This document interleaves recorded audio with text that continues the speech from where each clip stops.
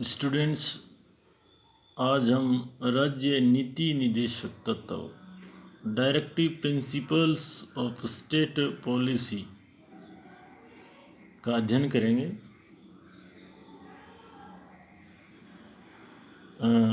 आप मेरे PDF notes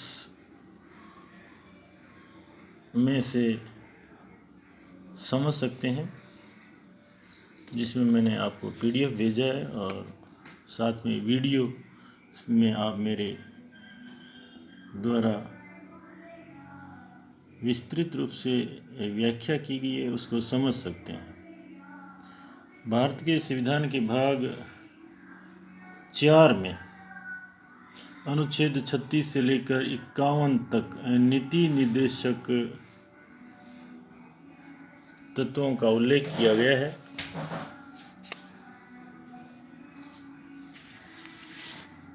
अनुच्छेद 36 में नीति निर्देशक तत्वों की परिभाषा की गई है कि ये नीति निर्देशक तत्व किन उद्देश्यों के लिए संविधान में सम्मिलित किए गए। देखिए, नीति निर्देशक तत्व हमारे संविधान में आयरलैंड गणराज्य के संविधान से लिए गए। ये प्राय प्रश्न पूछा जाता है वस्तुनिष्ठ परीक्षाओं में। दूसरा प्रश्न पूछा जाता है कि नीति निर्देशक तत्व समाजवादी शासन व्यवस्था की स्थापना करते हैं तथा नागरिकों के सामाजिक व आर्थिक विकास में योगदान देते हैं। यद्यपि इनका क्षेत्र विस्तृत है, जैसे आप देख रहे हो, इन सिद्धांतों में आर्थिक, सामाजिक, राजनीतिक, प्रशासनिक, न्यायिक एवं कानूनी, पर्यावरण, प्राचीन स्मारकों के संरक्षण, शांति एवं सुरक्षा जैसे विषयों को शामिल किया गया है। नीति निर्देशक तत्वों और मूल अधिकारों में प्रमुख अंतर ये है कि मूल अधिकारों की प्रकृति नकारात्मक है, जो राज्यों के कार्यों पर प्रतिबंध लगाते हैं। अगर राज्य कोई अनुचित कार्य करता है तो हम उसे न्यायालय में ले जा सकते हैं, परंतु नीति निर्देशक तत्व राज्य को, या हम कहें राज्य की सरकार को, निर्देश मात्र हैं। अगर राज्य अपनी क्षमता व स्थिति के अनुसार उनकी पूर्ति करता है तो ठीक है, अन्यथा हम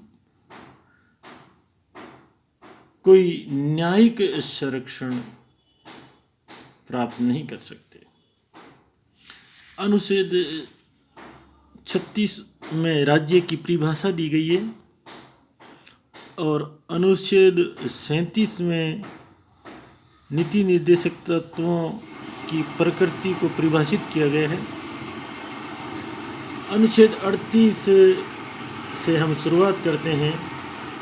अनुच्छेद 38 कहता है कि राज्य न्यायपूर्ण सामाजिक व्यवस्था स्थापित करने के लिए आय, परिस्थिति, सुविधाओं और अवसरों में असमानताओं को कम करने का प्रयास करेगा। अनुच्छेद 39 कहता है कि राज्य सभी नागरिकों के लिए आजीविका के समान अवसर उपलब्ध करवाएगा, भौतिक संसाधनों का समान वितरण करेगा, धन संपत्ति का समान वितरण करेगा, पुरुषों व महिलाओं को समान कार्य के लिए समान वेतन सुनिश्चित करेगा, श्रमिक व बच्चों के साथ दुर्व्यवहार और स्वास्थ्य व शक्ति के विरुद्ध नियोजन पर प्रतिबंध लगाएगा।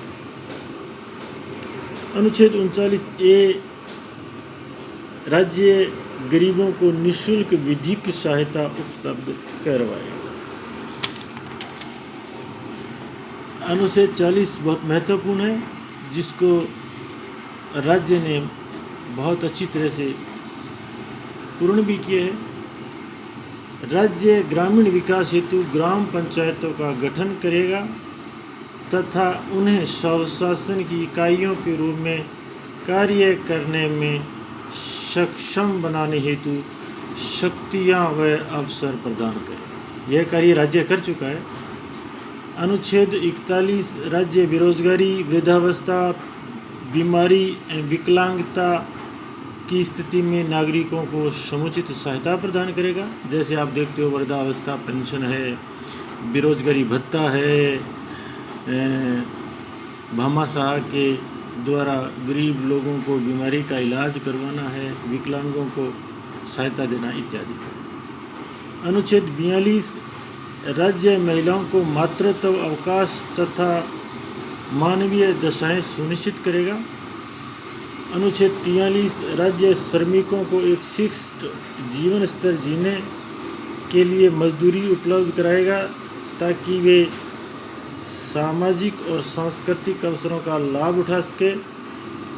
साथ ही राज्य कुटीर उद्योगों का विकास करेगा। अनुच्छेद 45 राज्य उद्योगों के प्रबंधन में श्रमिकों की भागीदारी सुनिश्चित करेगा।